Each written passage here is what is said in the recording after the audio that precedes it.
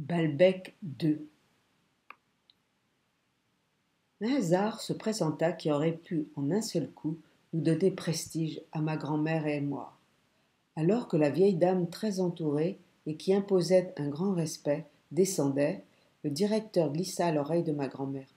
Madame de Villeparisis, qui, nous ayant aperçus, prit une expression de surprise joyeuse.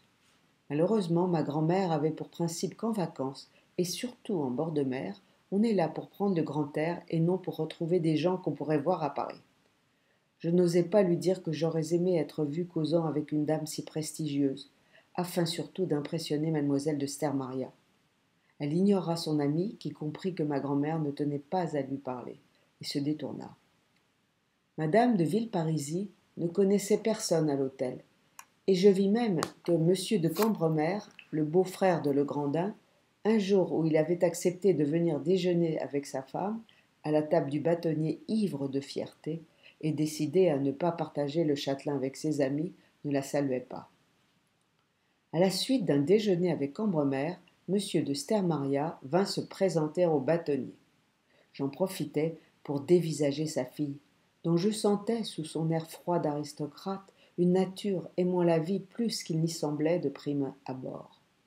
Je m'imaginais que je pourrais l'approcher, surtout si madame de Villeparisis, en bavardant avec nous, m'avait donné la hardiesse de lui parler, que nous pourrions nous lier et que j'aurais pu vivre sa vie en Bretagne, où j'aurais découvert les lieux qui habitaient ses souvenirs et la posséder.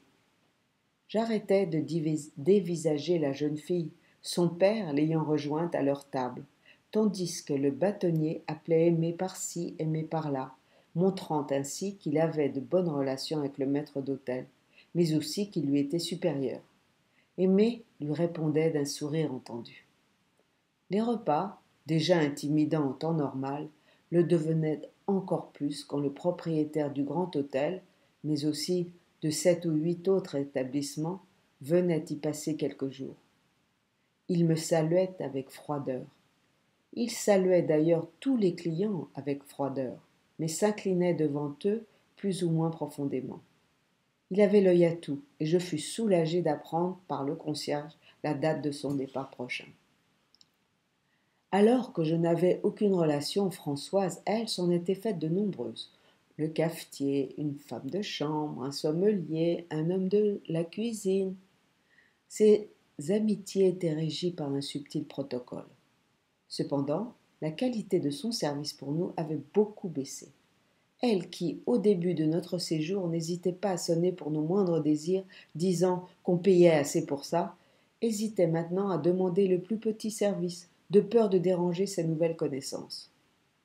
Nous finîmes par tomber sur madame de Villeparisis, sans que cette fois ma grand-mère puisse l'éviter, et toutes deux jouèrent la comédie de l'heureuse surprise. On aurait cru du Molière.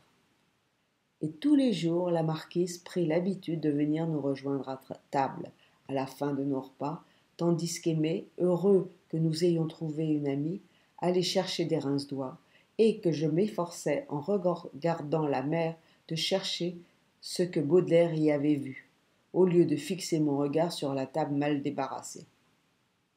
Aimé était toujours plein de bonhomie, contrairement à Françoise qui était fière, et il se réjouissait de tout nom d'aristocrate prononcé en sa présence, tandis qu'elle, en revanche, au récit d'un fait piquant, ne voulait jamais paraître étonnée. Elle tenait beaucoup au respect que tout le monde devait à ses maîtres, comme elle nous désignait, et madame de Villeparisis, suspectée d'arrogance de par sa noblesse, réussit à se faire pardonner sa naissance, à force d'amabilité à notre rencontre et à la sienne, devenant de cette façon sa préférée parmi tous les gens que nous fréquentions. La marquise nous gâtait de 1000 prévenances, des fruits, un livre, des huîtres, tout en minimisant toujours la gentillesse de ses attentions. Françoise, sur un mot de ma grand-mère, eut du mal à croire que la marquise avait été ravissante. D'ailleurs, Françoise pensait que les gens riches se soutenaient entre eux. Tandis que ma grand-mère me dit qu'elle se demandait si son amie n'était pas alliée aux Guermantes, ce qui me paraissait impossible, son nom à elle étant pour moi produit de l'expérience vécue, tandis que celui de Guermantes tenait une place de choix dans mon imagination. La princesse de Luxembourg, qui passait quelques semaines dans la région, s'arrêta en grand équipage à l'hôtel, et fit porter par le directeur de très beaux fruits à un client. Quelle ne fut pas ma surprise de reconnaître ces fruits dans la grappe de raisin, les prunes et les poires que madame de Villeparisis nous fit porter le lendemain. Quelques jours plus tard, nous rencontrâmes la marquise à la sortie d'un concert matinal sur la plage, où l'on avait joué l'ouverture de Tannhäuser, le prélude de Lohengrin, œuvre desquelles j'attendais la révélation de vérités supérieures. Avec la princesse de Luxembourg, au corps magnifique, appuyée sur son ombrelle, en une pose qui la faisait ressembler à un foulard flottant autour d'une tige oblique. Comme madame de Villeparisis voulut me présenter, elle demanda mon nom à ma grand-mère. Ce nom sembla la frapper. La princesse nous parla avec bonté, mais en gardant toute sa hauteur.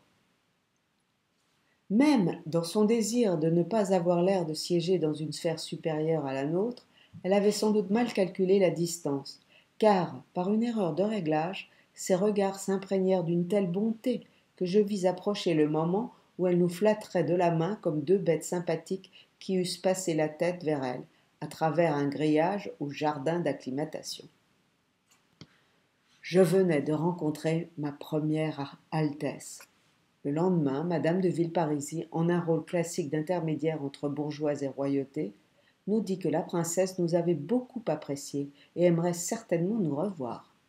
Elle me demanda, ce qui me frappa encore plus, si j'étais fier d'être le fils d'un directeur au ministère, et que mon père faisait en ce moment un bien beau voyage, montrant par là qu'elle était très renseignée sur le déplacement que mon père faisait avec Norpois.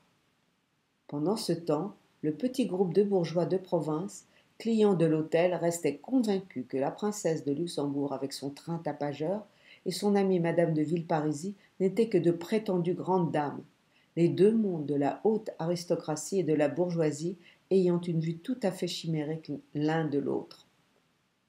Suite à une poussée de fièvre que j'eus à ce moment, et sur la recommandation du médecin qui m'avait examiné, de ne pas rester sur la plage pendant les grosses chaleurs, ma grand-mère accepta l'offre de madame de Villeparisis de nous emmener faire de grandes promenades dans sa calèche. Tous les matins, je me précipitais à ma fenêtre où je découvrais une mer différente de la veille. Le dimanche, des fiacres attendaient devant l'hôtel pour emmener les heureux invités au château de Féterne voir madame de Cambremer.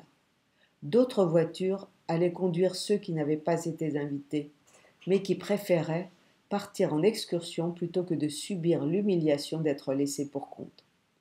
À côté se tenait un jeune groom immobile comme une plante. Nous partions par une route de campagne qui me devint familière, bordée de champs parsemés de pommiers. D'ailleurs, une fois rentré à Paris, en mai suivant, j'achetai des branches de pommiers qui me ramenaient par l'imagination sur cette route de vacances. Madame de Villeparisis, voyant mon intérêt pour les églises, me faisait visiter les plus belles. Elle connaissait très bien l'architecture, ce dont elle s'excusait comme si c'était tout à fait normal, ayant été élevée dans des châteaux de grand style.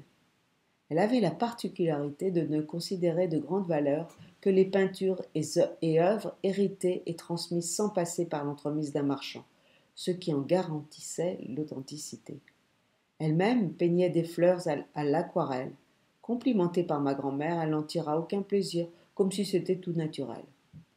Elle était libérale dans ses propos et défendait même la République, allant jusqu'à ridiculiser le rôle de la noblesse d'aujourd'hui, peut-être pour frapper son interlocuteur, mais elle n'est pas jusqu'à soutenir le socialisme qu'elle avait en horreur. Elle semblait ainsi dire à ma grand-mère et à moi le comble de l'équilibre, de la modération dans ses jugements, impression qui se dissipa malheureusement quand je l'interrogeai sur de grands écrivains comme Chateaubriand, Balzac ou Victor Hugo. Elle n'avait d'eux qu'une opinion fondée sur des anecdotes familiales relatant leurs attitudes sans modestie ni effacement, qualité si appréciée dans son milieu.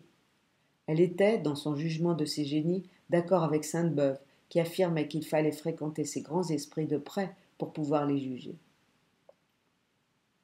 Pendant ces longues promenades, nous rencontrions toutes sortes de jeunes filles, filles de ferme, de boutiquiers ou des élégantes, et quoique je savais, étant souffrant et ne sortant pas seul, que je ne pourrais pas faire l'amour avec elles, l'idée de ces filles me rendait la vie plus belle.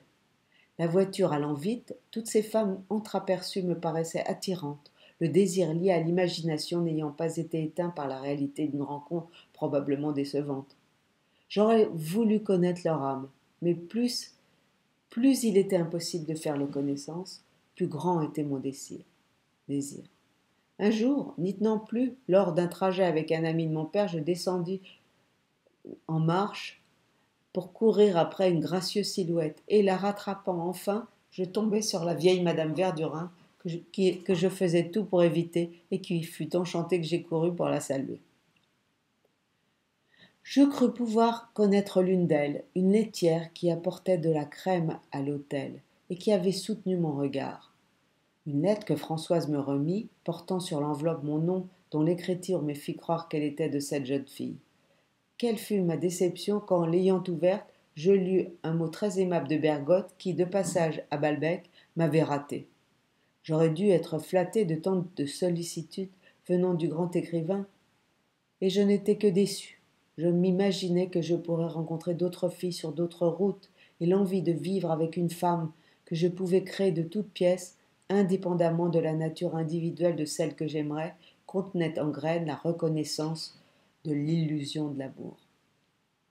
Un jour, nous allâmes visiter à Carqueville une église couverte de lierre, ce qui vous obligeait à vous faire penser à la structure du bâtiment à peine reconnaissable sous son vêtement de verdure agité par le vent. Ma grand-mère et madame de Villeparisis m'ayant laissé seule, je m'adressai alors à une jeune pêcheuse à l'air décidé que j'avais remarquée dans un groupe, et mon désir d'elle, au-delà du physique, fut de pénétrer sa vie. J'aperçus mon image dans le miroir de ses prunelles, et je voulus intensément que l'idée de moi la remplisse, et qu'elle me désire, qu'elle m'admire. Je lui proposai 5 francs pour aller prévenir la marquise et ma grand-mère. Quand je prononçai le nom marquise et la voiture à 2 chevaux, je sentis que la jeune fille se souviendrait de moi, et cette pensée me calma. J'avais l'impression de lui avoir plu, et ce contact intime de l'esprit lui avait retiré tout mystère, comme l'aurait fait la possession physique. Comme nous descendions sur Hudimesnil, un bonheur intense m'envahit, analogue à ce que j'avais ressenti à Combray lorsque j'aperçus les clochers de Martainville.